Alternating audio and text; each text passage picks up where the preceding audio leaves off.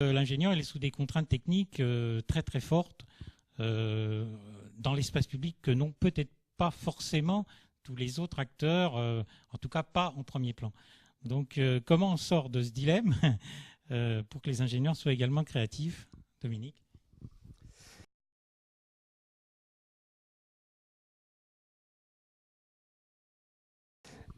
Merci Christian, merci déjà d'avoir invité effectivement l'ingénierie à s'exprimer aujourd'hui sur un sujet effectivement pour lequel on pourrait penser que la parole de l'ingénierie est un peu décalée, hein, si on parle de l'art urbain.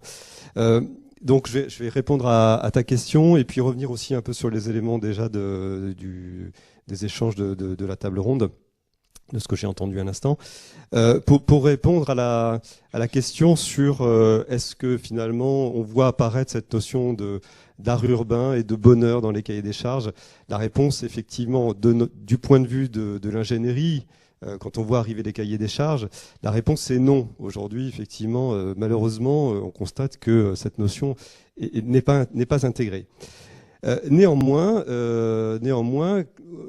si elle n'est pas formulée en tant que telle dans les cahiers des charges, elle apparaît quand même de plus en plus, de manière détournée, mais elle apparaît au travers d'une exigence, je dirais, qui grandit hein, de jour en jour, une exigence de développement durable, je vais le dire comme ça, où la question du bien-être, finalement, apparaît sous l'angle voilà, de la prise en compte des aspirations sociétales et la prise en compte des attentes des riverains et des citoyens d'une manière générale. Donc on a quand même, nous en tant qu'ingénieurs, de plus en plus quand même à intégrer dans nos réponses des éléments qui contribuent effectivement à répondre à ces questions de développement durable. Alors, moi, je pense que, à titre personnel, hein, je vais m'exprimer plus à titre personnel, mais je pense qu'effectivement, la notion d'espace public, quelque part heureux, en tout cas le bien-être dans l'espace public, a fortement évolué dans ces dernières années, du fait que, d'une part, les collectivités, dans leurs demandes, le formulent en se disant qu'elles vont être en compétition les unes entre les autres et donc elles ont besoin d'être attractives. Qu'est-ce qui fait qu'on est attractif quand on est dans une collectivité et qu'on est un élu d'une collectivité? C'est le fait de pouvoir accueillir des entreprises, mais aussi de nouveaux habitants, attirer de l'activité. Et donc l'espace public va être un élément qui va être important dans la décision ou non de s'installer sur la commune.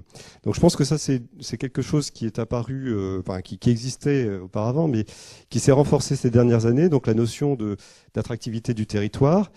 Et puis il y a autre chose, c'est principalement, ce sont les évolutions sociétales très fortes. Alors, on avait des aspirations, évidemment, des citoyens à habiter dans des villes où les espaces publics, évidemment, sont des espaces publics agréables. Mais je pense qu'on est aussi dans une époque où, avec la démocratie participative hein, qui s'est renforcée, on vient prendre de plus en plus le pouls du citoyen. On lui demande son avis et donc on s'intéresse également à ce qu'il soit heureux. Donc je pense que ça c'est un élément aussi nouveau qu'on voit apparaître encore une fois derrière ces questions de développement durable hein, qui pénètrent dans les cahiers des charges. Donc voilà, donc ça change un petit peu la donne, ça change pour l'ingénieur, les ingénieurs que nous sommes aussi la manière de répondre à ces cahiers des charges. On avait effectivement une vision jusqu'à présent très technique, très technicienne hein, de nos interventions sur l'espace public. Tu citais des exemples. Alors, on n'était pas complètement éloigné de l'art urbain parce que quelque part, chacune de nos réalisations, c'est aussi une possibilité d'expression pour un certain nombre d'acteurs de la ville. Je prends l'exemple des murs anti-bruit que l'on fait pour répondre à une question très technique hein, de protection contre les nuisances sonores. Bien souvent, ces murs anti-bruit sont le lieu d'expression d'un certain nombre d'artistes, qu'on le veuille ou non, mais en tout cas, ce sont des lieux d'expression. Donc, voilà, nos travaux, nos réalisations n'étaient pas jusqu'à présent complètement éloignées de l'art urbain, mais j'ai envie de dire qu'elles le sont de moins en moins éloignées, puisque effectivement on intègre ces notions de développement durable, on intègre de nouvelles attentes et des changements sociétaux profonds. Moi, j'en exprimerai 4 aujourd'hui. C'est le premier changement sociétal. Merci. Le premier changement sociétal profond, c'est de pouvoir vivre dans l'ère du numérique. Je pense que ça, c'est un élément nouveau très important de ces dernières années, on va dire, où le numérique a envahi nos vies. Il a envahi nos vies, donc il a aussi envahi l'espace public, d'une certaine manière.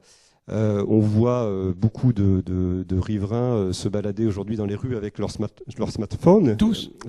Et ne plus forcément regarder devant eux, mais regarder leur téléphone ou leurs autres auxiliaires donc d'accès au numérique. Donc je pense que ça, c'est un élément qui peut paraître anodin ici, mais quelque part qui reflète quand même une évolution sociétale très forte. L'espace public, que ce soit l'espace public réel ou l'espace public virtuel, est en train de se confondre d'une certaine manière avec l'espace privé. Je pense que c'est une notion très importante que le numérique a mis en avant ces dernières années. C'est cette frontière entre l'espace public et l'espace privé qui est en train de changer très fortement. Donc à nous aussi, en tant que concepteurs, tous autant que nous sommes aujourd'hui autour de la table, d'intégrer cette nouvelle dimension. Pour ça, les ingénieurs ont plein d'idées, ils sont très créatifs sur ces sujets-là. On parlait de lumière tout à l'heure, mais on a plein de solutions à mettre en avant pour l'optimisation des éclairages publics en fonction d'un certain nombre de besoins qui seront pris en compte avec l'ensemble des parties prenantes, mais en utilisant les données à la fois de consommation énergétique des systèmes d'éclairage, en regardant les différents passages et les parcours des gens dans les rues, on obtient tout un tas de données. Qu'on est capable ensuite j'ai envie de dire, de mouliner. Il y a des outils mathématiques qui sont utilisés pour avoir des solutions d'éclairage optimisées, donc qui facilitent le positionnement des candélabres, qui permettent aussi de déterminer des moments d'éclairage ou non. Donc il y a des solutions. Donc le numérique, on sait l'aborder en tant qu'ingénieur. On a plein d'idées là-dessus. Ça vaut aussi pour le transport. Ça vaut pour plein d'autres aspects et services urbains. Le deuxième élément, le driver important que j'ai envie de citer, c'est la transition écologique et la transition énergétique. Évidemment, c'est un élément très très fort aujourd'hui de la conception urbaine. Donc ça, ce sont des éléments aussi que nous intégrons en tant qu'ingénieurs, pas seuls, mais nous le faisons avec des partenaires. Je prends l'exemple, on en a parlé, l'exemple de la nature en ville, du végétal. On voit bien que au travers de cet élément de la nature en ville, on touche des questions de bien-être très très vite. Pourquoi ? Parce que ça touche la question d'une part patrimoniale de la nature en tant que telle, le patrimoine nature dans la ville. Donc on travaille sur les notions de trame verte et bleue, effectivement les connexions entre les différents espaces écologiques. Et là encore, on revient sur la question de la limite entre l'espace public et l'espace privé, puisqu'il peut y avoir de la nature en ville dans les espaces privés. Et il s'agit de faire des continuités entre ces différents espaces. On voit que la nature peut avoir aussi un rôle fonctionnel.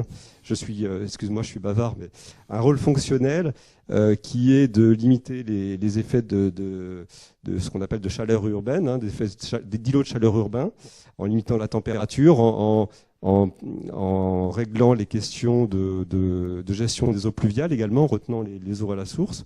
Et puis la nature, le végétal a aussi un rôle récréatif qui touche là tout de suite au bien-être urbain. Et là, l'ingénieur a aussi des choses à dire sur le sujet, puisqu'il travaille sur l'évaluation de ces différentes fonctionnalités que peut avoir la nature et la manière d'organiser cette nature dans la ville. Alors, comme j'ai beaucoup parlé et que je suis arrivé certainement au bout de mon temps de parole, je voulais juste citer les deux autres aspects importants, fondamentaux, qui ont modifié aussi la pratique de l'ingénierie urbaine ces dernières années. C'est d'une part, je dirais, l'économie du partage. avec des questions de mixité, d'accessibilité, etc., etc. On pourra revenir éventuellement dessus s'il y a des questions. Et puis la notion de sécurité. Ça a été évoqué. La lumière, évidemment, est un élément très important de la notion de sécurité en ville. Mais on a vu que ce 21e siècle est un siècle où, effectivement, la sécurité prend une place, la sécurité en ville prend une place très importante.